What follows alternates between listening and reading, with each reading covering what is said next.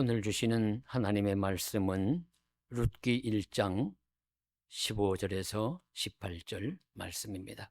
나오미가 또 이르되 보라, 내 동서는 그의 백성과 그의 신들에게로 돌아가나니 너도 너의 동서를 따라 돌아가라 하니, 룻이 이르되 내게 어머니를 떠나며 어머니를 따르지 말고 돌아가라 강권하지 마옵소서.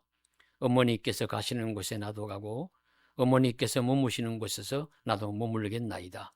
어머니의 백성이 나의 백성이 되고 어머니의 하나님이 나의 하나님이 되시리니 어머니께서 죽으시는 곳에서 나도 죽어 거기 묻힐 것이라. 만일 내가 죽는 일 외에 어머니를 떠나면 여호와께서 내게 벌을 내리시고 더 내리시기를 원하나이다 하는지라. 나오미가 룻이 자기와 함께 가기로 굳게 결심함을 보고 그에게 말하기를 그치니라. 아멘. 실패에도 종류가 있다는 글을 하나 읽었습니다. 실패라고 다 같은 실패가 아닙니다. 우리 기본적 실패라는 것이 있는데, 그야말로 기본적인 것, 부주의함, 방치, 실수 같은 단순한 요인으로 발생하는 실패를 기본적인 실패라 그렇게 부릅니다. 그런데 복합적인 실패라는 것이 있습니다. 통제 불가능한 외부적 요인과 경고를 무시한 내부적 요인이 결합하여 발생하는 실패를 복합적인 실패라 그렇게 부르고요. 또 하나가 있는데 교훈적 실패, 새로운 영역에서 새로운 지식을 얻고자 하는 과정에서 발생하는 실패를 교훈적 실패라고 부르는데, 또 다른 말로는 옳은 실패, 또 성장을 위한 실패라고 부르기도 합니다. 예를 들면은 에디슨이 발명을 하기 위해서 많은 실패를 했다고 하죠. 그 교훈적인 실패입니다. 성장을 위한 실패입니다. 퀴리 부부가 라듐을 발견하기 위해서 수만 번 실패를 했다고 해요. 그것은 어리석은 실패가 아니라 옳은 실패, 교훈적인 실패입니다. 그래서 실패하지 않는 것이 중요한 것이 아니라 실패도 어떤 실패를 하는가가 중요합니다. 교훈적 실패, 옳은 실패, 성장을 위한 실패는 얼마든지 할 수 있고, 오히려 하는 편이 성장을 위한 바탕이나 과정이 되기 때문에 꼭 필요한 것입니다. 성장을 위한 실패는 아기가 걷기 위해서 넘어지는 것과도 같습니다. 실패에도 이처럼 종류가 있듯이 선택에도 종류가 있습니다. 옳은 선택과 틀린 선택, 정의로운 선택과 불의한 선택, 힘든 길의 선택과 편한 길의 선택 등 얼마든지 우리는 선택을 분류를 할 수가 있죠. 만일 우리가 인생의 어떤 길을 선택할 기회가 주어진다면 저와 여러분께서는 어떤 길을 선택하시겠습니까? 쉽고 편한 길을 선택하시겠습니까? 어렵고 힘든 길을 가시겠습니까? 꽃길을 가시겠습니까? 가시밭길을 걸어가시겠습니까? 대부분 쉽고 편한 길을 선택할 것입니다. 그런데 사람은 꼭 그렇지만은 않습니다. 사람에게는 도전하는 마음이 있고 의미를 찾는 욕구를 가지고 있습니다. 그래서 힘들고 어려운 줄 알지만 그 길에 어떤 소중한 의미가 있다면 그 길을 선택하는 경우도 얼마든지 있습니다. 그래서 고난은 고통을 동반하기 때문에 아름답다고 말할 수 없지만, 그러나 고난을 선택한 것이 선으로 귀결된다면 그 고난은 선택은 아름다운 것입니다. 그래서 아름다운 고난 선택이라는 역설적인 모순적인 조합을 만들어 보았습니다. 그래서 오늘 또 아름다운 선택을 한, 그 길이 어려운 길인 줄 알지만은 그 길을 선택함으로 내일의 선을 이루는 한 사람의 아름다운 이야기를 나누고자 합니다.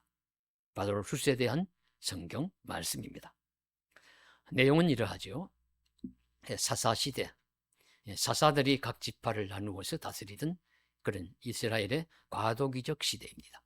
여호수아서에서 다윗 왕정이 사울 왕정이 일어나기 전까지의 과도기적 시대를 사사시대라고 하는데, 이 사사시대에 베들레헴에 살고 있던 어떤 한 사람이 그곳에 흉년이 들니까 살기가 어려워져서 요단강 건너서 모압 땅으로 이주를 했습니다.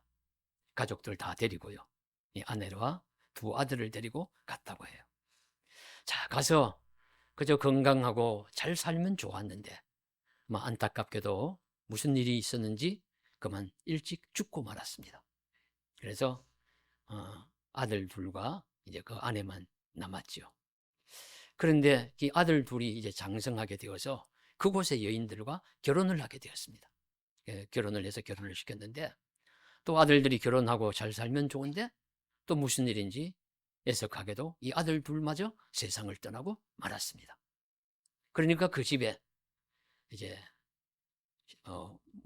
유대 여인인 나옴이라고 하는 유대 여인인 시어머니와, 그리고 오르바와 룻이라고 하는 모압 여인인 며느리 둘, 이 세 여인만 홀로 사는 세 여인들만 살게 되었습니다. 그래서 이 나옴이라는 유대 여인이 그곳에 살 소망이 없어졌어요. 그래서 낯선 땅에 내가 살아서 뭐하냐, 또 살기도 힘들고 내가 이제 고향으로 돌아가자. 그리고 소식을 들으니까 베들레헴의 흉년도 그쳤다는 말이 들립니다. 그래서 베들레헴으로 돌아가요. 진보단을 싸가지고 두 며느리 데리고 길을 가는데, 길을 가다가 가만히 생각하니까 이 두 며느리는 따라갈 이유가 없는 겁니다. 베들레헴에 가서 잘 산다는 보장도 없고 그들이 남편이 있는 것도 아니고 그저 따라갈 이유가 없어서 그 두 며느리를 설득을 해서 너희 나라로, 그냥 너희 고국 땅으로 돌아가라. 그래서 설득을 해요. 그 내용이 오늘 읽으신 말씀 앞부분에 나오는 간절한 내용입니다. 그때 이제 11절부터 14절까지 13절까지 나오는데, 이때 나오미가 그 시어머니가 이 며느리들을 내 딸들아 이렇게 불러요. 9절 9절마다 11절에도 내 딸들아, 12절에도 내 딸들아, 13절에도 내 딸들아 하면서 돌아가라고 하는데, 이 두 며느리가 안 돌아가고 시어머니와 함께 가려고 합니다. 그러니까 또 설득을 해요. 하면서 간절한 마음으로 내 딸들아, 나는 늙었고 나와 함께 간다고 너희들에게 어떤 소망이 있는 것도 아니고 하나님의 손이 나를 치셨으니까 내가 너희가 함께 가면 너희를 보는 내 마음이 더욱 아프다. 그래 이제 정말로 이 진심인 것이죠. 진심으로 돌아가라. 그렇게 권유합니다. 그러니까 맏며느리인 오르바는 울면서 시어머니와 헤어져요. 떠나갑니다. 자기 나라로 울면서 돌아가는데, 이 철없이 보이는 것 같은 룻이란 작은 며느리는 안 가고 떠나가지 않으면서 하는 말이 오늘 함께 읽으신 66절 17절 말씀입니다. 룻이 이르되 내게 어머니를 떠나며 어머니를 따르지 말고 돌아가라 강권하지 마옵소서. 어머니 가시는 곳에 나도 가고 어머니께서 머무시는 곳에 나도 머물겠나이다.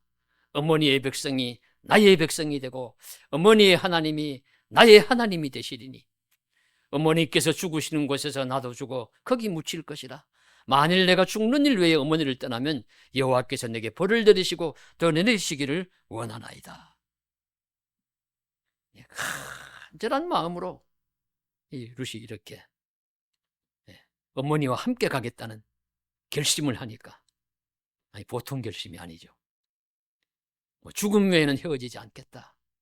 더구나 하나님의 이름을 들어서 맹세까지 하니까 도리 없이 이 두 사람이 베들레헴으로 함께 돌아왔다는 것입니다. 여기까지가 오늘 읽은 말씀의 내용인데요. 어떤 메시지를 주시나요? 첫째는 이 세 사람에게서 서로를 배려하는 아름다운 긍휼의 마음을 배울 수가 있습니다. 말씀드린 대로 이 세 여인은 서로의 형편을 먼저 헤아립니다. 시어머니인 나오미는 두 며느리의 삶을 헤아리고 두 며느리는 홀로 된 쓸쓸히 고향으로 돌아가는 시어머니의 외로움과 어려움을 헤아리는 것입니다. 홀로 가시면 얼마나 더 외롭고 힘드실까? 그렇게 해서 이 며느리들은 시어머니와 함께 하려 하고, 시어머니인 나오미는 얘들이 가도 잘 살게 할 보장도 없고 고생만 할 터인데 하는 안쓰러움으로 자기 길을 새로 찾아가기를 바라는 마음이 가득합니다. 이처럼 서로의 형편을 헤아려요. 나는 괜찮으니 당신들 좋은 방향으로 해라. 권면하는, 서로를 헤아리고 배려하는 아름다운 마음이 절절히 룻기에서는 나타나고 있습니다. 그리고 또 동서양을 막론하고 시어머니와 며느리 관계는 힘들고 어려운 것이 일반적이 아닙니까? 이런 말을 듣기도 합니다. 시어머니와 시댁 무서워서 시금치도 안 먹는다. 교회 성도 열심히 교회를 잘 다니는데 시댁과 연관되어 있다 해서 시편도 안 읽는다.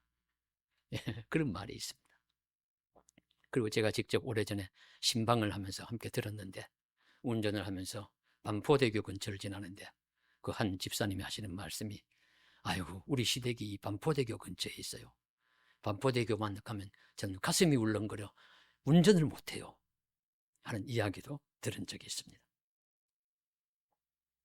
이런 것이 정서인데, 고부관계인데, 이 나오미와 두 며느리는 전혀 아닙니다. 며느리는 딸이고 시어머니는 친정어머니입니다. 그럴 것 같습니다. 서로 상대방의 입장에서 서로를 배려하고 헤아리는 마음만 가득합니다. 이것이 긍휼의 마음입니다. 긍휼은 상대의 형편을 먼저 헤아려주는 마음이요 삶입니다. 그래서 저는 룻기의 주제 중에 하나가 긍휼이라고 봅니다. 나오미와 두 며느리의 긍휼의 마음, 뒤에 이어지는 베들레헴 부자 보아스의 룻에 대한 긍휼의 마음, 룻이 시어머니를 복양하는 긍휼의 마음, 또한 시어머니 나오미가 룻이 잘 살길 바라고 밀어주는 긍휼의 마음과 삶이 룻기에는 가득하게 나타납니다. 그래, 긍휼의 모습이 잘 표현되고 있어요. 그리고 룻기만이 아니라 성경은 긍휼의 삶을 장려하고 있습니다. 출애굽 시대에 하나님이 강력하게 선언하십니다. 여호와의 이름을 내 앞에 선포하리라. 나는 은혜 베풀 자에게 은혜를 베풀고 긍휼히 여길 자에게 긍휼을 베푸느니라. 출애굽기 33장 19절에서 말씀하십니다. 예수님께서도 산상보훈에서 팔복에서 말씀하시죠. 긍휼히 여김을 여기는 자는 복이 있나니 그들이 긍휼히 여김을 받을 것이며, 긍휼히 여기는 자가 하나님의 긍휼히 여김을 받으실 것이라, 그렇게 말씀하십니다. 많은 병자들을 고치시면서 예수께서 하시는 말씀이, 너희는 가서 내가 긍휼을 원하고 제사를 원치 아니하노라 하신 뜻이 무엇인지 배우라. 제사, 예배가 그토록 소중함에도 불구하고 긍휼이 먼저다. 긍휼을 먼저 배워라. 마태복음 9장 13절에서 말씀하시면서 나는 의인을 부르러 온 것이 아니요 죄인을 부르러 왔노라 선언하십니다. 사도 야고보는 긍휼을 행하지 아니하는 자에게는 긍휼 없는 심판이 있으리라. 긍휼은 심판을 이기고 자랑하느니라. 야고보서 2장 13절에서 선언합니다. 마태복음 18장에 1만 달란트 빚진 자와 100데나리온 빚진 자의 마지막 결론적인 교훈이 무엇입니까? 주인이 그 100데나리온 빚진 자를 빚을 탕감해 주지 못하고 용서하지 못하는 그 종에게 이렇게 이야기를 합니다. 내가 너를 불쌍히 여김같이 너도 내 동료를 불쌍히 여김이 마땅치 아니하냐. 같은 맥락의 말씀이죠. 하나님이 나를 불쌍히 여김같이 나도 내 이웃을 불쌍히 여겨야 마땅하지 아니하냐. 나는 너를 불쌍히 여겼는데 너는 왜 이웃을 불쌍히 여기지 않느냐. 이런 말씀이잖아요.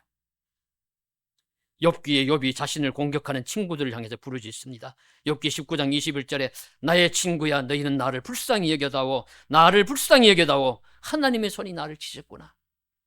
긍휼의 마음을 잃어버린, 그래서 공격하고 비난하는 친구들을 향해서 나를 불쌍히 여겨다오. 나를 불쌍히 여겨다오. 긍휼의 마음을 회복하라고 외치고 있습니다. 형제와 이웃을 용서하는 마음은 긍휼한 마음이 가득할 때 가능합니다. 우리도 긍휼의 마음이 충만하기를 원합니다. 나보다 이웃의 형편을 대하리하는 마음, 어려움을 당한 형제와 자매를 불쌍히 여기는 삶, 이웃을 향하여 사랑과 자비가 가득한 마음, 긍휼의 마음이 충만할 수 있기를 주님의 이름으로 간절히 소망합니다. 어려움과 고난을 당한 세 여인이 자신의 고통과 슬픔만을 주장하는 것이 아니라 상대의 형편과 삶을 먼저 헤아려주는 긍휼의 모습을 룻기는 잘 보여주시고 있습니다. 그래서 우리는 보고 배워 긍휼의 삶을 살아가므로 우리의 삶이 좀 더 따뜻해질 수 있기를 간절히 소망합니다. 냉랭한 세상에 온기가 스며들기를, 나의 차가운 심령이 회복되기를 주님의 이름으로 간절히 소망합니다. 둘째로는요, 오늘 말씀은 가야 할 길이 어렵고 힘들어도 그 길이 하나님이 내게 주신 사명의 길이라면 기꺼이 그 길을 가야 한다는 교훈을 가르쳐 주시고 있습니다. 어렵고 힘든 고생길인 줄 알면서 선택하고 따르는 겁니다. 그것은 그 길이 내게 준 사명의 길이라고 여길 때입니다. 룻이라고 바보겠어요? 룻도 바보가 아닙니다. 그녀도 시어머니를 따르는 것이 고생길인 줄 압니다. 앞이 안 보이고 힘든 길인 줄 알아요. 그럼에도 그녀는 왜 굳이 그 길을 가겠다고 할까요? 가라고 강권해도 오히려 내가 하필 왜, 나보고 왜, 이렇게 말하는 것이 맞지 않을까요? 그런데 룻은 떠나가라고 떠밀어도 어머니 가시는 곳에 나도 가고, 어머니의 백성이 나의 백성이 되고, 어머니의 하나님이 나의 하나님이 되고, 내가 죽는 일 외에는 어머니를 떠나면 하나님이 내게 벌을 내리시는 것이 가디다 할 정도로 하면서 따라 나서겠습니까? 그것은 룻이 어머니와 함께 사는 것을 사명이라고 여겼기 때문입니다. 달리 어떻게 설명하겠습니까? 세상에서는 하나님 빼고 말하니까 운명이라고 말하겠지만 우린 하나님이 개입되므로 사명이라고 여기는 것이 합당합니다. 내가 감당해야 할 사명의 길이에요. 하나님이 선하게 인도해 주실 것이라고 믿는 믿음의 길입니다. 그래서 어렵고 힘든 줄 알면서도 따라가는 것입니다. 세상 일 내 마음대로 내 마음처럼 안 되는 것 저와 여러분 너무도 잘 아시지 않습니까? 얼마나 세상 일이나 인생사가 내 원하는 대로 풀리지 않고요, 내가 원하지 않는 환난과 풍파가 많습니까? 누구나 어렵고 고통스러운 일을 당할 수 있는데요, 그런 일을 당할 때 사람은 어떤 자세를 가질 것인가가 중요합니다. 홍천의 도심리교회와 저희가 작은 헌금을 나누고 있습니다. 그래서 그 홍동환 목사님이 매달 우리가 선교헌금을 보내면 매달 답장을 보내요. 그래서 이번 달 답장에 선교 편지에 이런 내용이 있었습니다. 봄이 다가온 최근 주일에 가끔 서울에 사시지만 홍천의 도심리라는 그 산골 마을 교회까지 예배드리러 오는 이영실 집사님이라는 분이 계신다고 합니다. 몇 시간을 차를 타고 그 교회를 찾아가는 거예요. 그런 집사님이 막 계속 매주는 못 오시지만 가끔씩 오신대요. 그런데 지난 우리 번에는 다른 세 분을 함께 모시고 왔대요. 그 세 분을 모시고 왔는데 이제 예배드리기 전에 앞에 인사를 하는데 그 한 분은 예수를 믿지 않는 분이라고 합니다. 나는 이분은 예수 안 믿습니다. 나는 교회 오늘 처음 따라왔습니다. 아, 그런가요? 그 인사를 나누고 예배를 드리는데 그때 설교 제목이 왜 나일까요? 였대요. 왜 나일까요? 왜 나일까요? 라는 제목으로 말씀을 전하는데 그 따라온 자매님이 눈물을 흘리는 거예요. 펑펑 우십니다. 그걸 왜 우는가? 궁금한 마음이 들었는데 예배 후에 사연을 듣게 되었습니다. 그분의 아버지는 치매에 걸려 간호가 어렵고 어머니는 관절로 거동이 불편하시고 남동생은 정신질환으로 거구인데 툭하면 폭력을 행사하고 자신의 둘째 아들은 말을 안 듣고 속을 썩히고 이 모든 일들을 혼자 감당하는 자신이 너무 고통스럽고 힘들다는 겁니다. 그래서 그는 늘 자신을 향해서 하필 왜 나일까? 내가 왜 이런 고생을 하고 내가 왜 이런 무거운 짐을 져야 하는가? 그렇게 한탄하는 마음을 가지고 살고 있었는데 교회라는 곳을 처음 따라와서 목사님 말씀을 듣는데 왜 나인가요? 라는 말씀으로 이야기를 하니까 마음에 부딪히는 것도 있고 감정도 북받쳐 오르고 눈물이 터져 나왔던 거죠. 그래서 그 목사님이 그 자매의 사연을 듣고 이렇게 이야기했다고 해요. 자매님, 스테인드 글라스에 한 조각이 빠져 있다고 생각해 보세요. 불완전합니다. 그런 한 조각이 들어갈 때 그 그림은 멋진 작품으로 완성됩니다. 자매님이 바로 그 한 조각입니다. 진짜 없어서는 안 될 소중한 조각입니다. 라고 권면을 하면서 손을 잡고 위로해 주었고 기도해 주었다고 합니다. 룻도 나오미도 신세 한탄만 하려면 할 수 있습니다. 어찌 남편 잃고 자식 다 잃고 혼자 남겨두셨는가 탄식만 할 수 있죠. 룻도 남편도 떠나고 홀로 빈털터리 된 시어머니 따라 희망도 소망도 없는 곳으로 먼 낯선 곳을 따라와야 되는 자기 신세 탄식만 하고 원망도 할 수 있지만 왜 하필 나인가 그렇게 불평할 수 있지만 그러나 그들은 그렇게 하지 않았습니다. 특히 룻은 어머니와 함께 하는 것이 시어머니와 함께 시댁으로 고향으로 돌아가는 사는 것이 하나님이 내게 주신 사명의 길인 줄로 믿은 것입니다. 그 길이 스테인드 그라스의 한 조각을 감당하는 길인 줄 느낀 것입니다. 그래서 고생의 길인 줄 알지만 함께 합니다. 가시밭길인 줄 예상하지만 함께 합니다. 예수님의 결정도 그래 하셨습니다. 오늘 종려주일 아닙니까? 종려주일은 무슨 주일입니까? 예루살렘 마지막 예루살렘 공생에 입성하는 날 한 주간 전 그때 예루살렘 입성하면서 제자들에게 나귀를 끌고 오라 해서 나귀 타고 입성하는 거예요. 한 번 가는데 큰 백마를 타시거나 의리의리한 마차를 타실 수 있으시지 않으셨겠어요? 억지로 하려고 하면. 그러나 나귀를 작은 나귀 새끼를 타신 이유가 무엇입니까? 십자가를 받아들이는 것입니다. 내가 앞으로 가야 할 길, 예루살렘에 들어가서 받아야 할 길이 영광의 길이 아니요 먼저 고난이요 십자가요 아픔이요 가시밭이요 형극이요 고통이요 눈물이요 그런 것이라는 걸 아시고 수용하시는 것입니다. 그래서 나귀 새끼 타고 우스꽝스럽게 나귀가 그 예수님 몸이라도 잘 지탱 못하게 띠뚱띠뚱하면서 갈 때 그 길을 걸어가신 것이죠. 그 삶을 사시겠다고 결정하신 것입니다.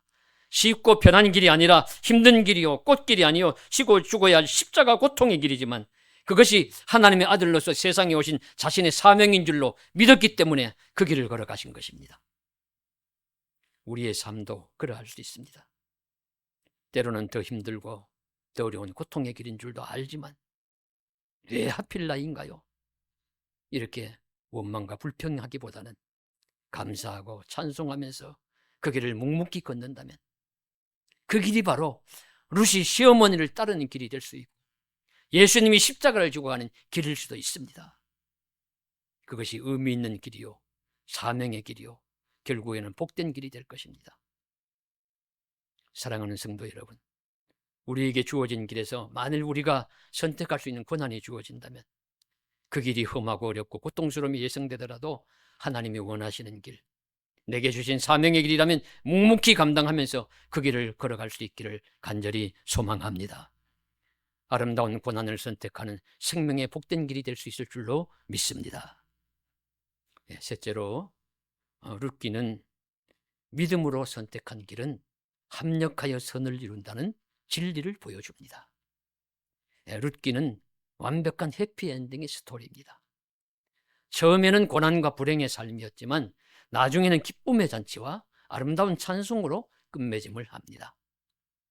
그런데 그렇게 되는 일에는요, 말씀드렸던 바와 같이 모든 일에 배틀의 씨줄과 날줄이 하나하나 잘 엮여져서 좋은 옷감이 만들어지는 것처럼 말씀드린 바와 같은 스테인드 그라스의 모든 조각이 하나하나 잘 채워져서 한 폭의 아름다운 그림이 그려지는 것과 같은 것처럼 하나님이 사람이 하는 결정하는 모든 일, 걸어가는 길 하나하나가 다 합쳐져 가지고 선을 이룬다는 말씀입니다. 그래서 룻의 길을 보면 룻이 시어머니를 따라서 어렵고 힘들지만 빈털터리 시어머니 따라 함께 오지 않았으면 후일은 일어나지 않았어요. 또 와서도 불평하고 불만하고 일도 하지 않고 게으름 피우고 밭에 나아가서 이삭을 줍고 성실하게 일하지 않았다면 또 일어나지 않았어요. 그리고 또 그 시어머니 나오미가 룻을 생각해가지고 그 며느리 길이 잘 되도록 그 보아스와 잘 함께 잘 엮여지도록 잘 밀어주고 조언해주는 그런 일이 없었으면 또 일어나지 않았을지도 몰라요.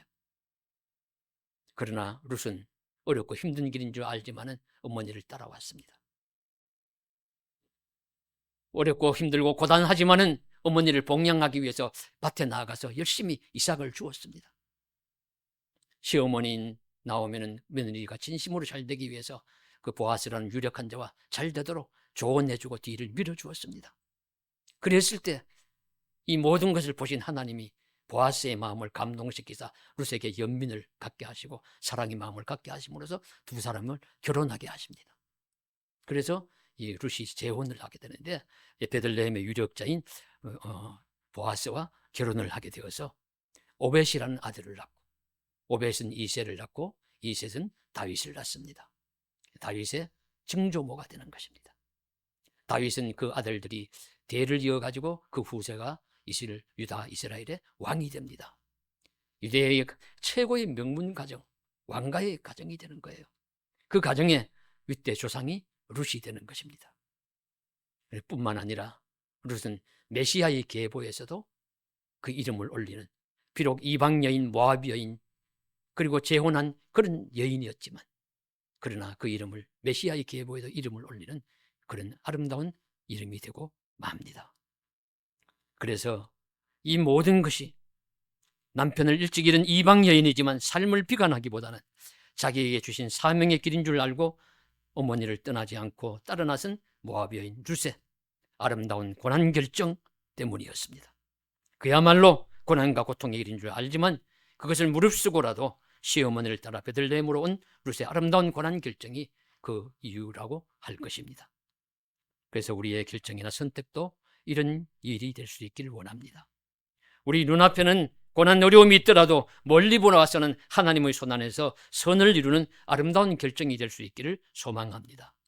먼저 고통이 있더라도 결국에는 하나님의 은혜로 말미암아 우리 인생의 덕과 복이 되는 생명의 결정이 되기를 원합니다. 우선 고난의 길인 줄 알지만 그 가시밭길을 선택한 예수님을 따라서 그 생명의 길을 걸어갈 수 있기를 원합니다. 그러면 부활이 따라올 것이고 영생이 따라올 수 있을 줄로 믿습니다. 그리고 그 길이 그리스도인의 길입니다. 우리는 내일 일을 알지 못하지만 하나님께 맡기는 믿음으로 고난을 선택하는 아름다운 결정을 한다면 결국 선을 이루는 아름다운 역사도 나타날 수 있을 줄로 믿습니다. 우리도 감사함으로 아름다운 고난 결정인 예수 생명의 길을 잘 걸어갈 수 있기를 주님의 이름으로 간절히 축원합니다. 기도드리겠습니다. 사랑하는 하나님, 룻이라고 시어머니 따라가는 길이 좋고 잘 되는 길이라고 생각했겠습니까? 어렵고 힘든 길인 줄 알지만 자신에게 주신 사명의 길인 줄 알고 묵묵히 따라갔을 때, 그리고 주어진 일들에 최선을 다했을 때 하나님께서 선하고 아름다운 열매를 결실을 맺게 해주셨습니다. 우리의 인생길에도 주님 동행하여 주시사 이런 아름다운 일들이 많이 일어나게 하여 주시옵소서. 우리의 아름다운 고난 결정, 우리 그런 결정이 일어남으로 선을 이루고 복이 되고 덕이 되는 은혜의 역사가 나타나게 하여 주시옵소서. 우리 주님 예수님 이름으로 간절히 기도드리옵나이다. 아멘.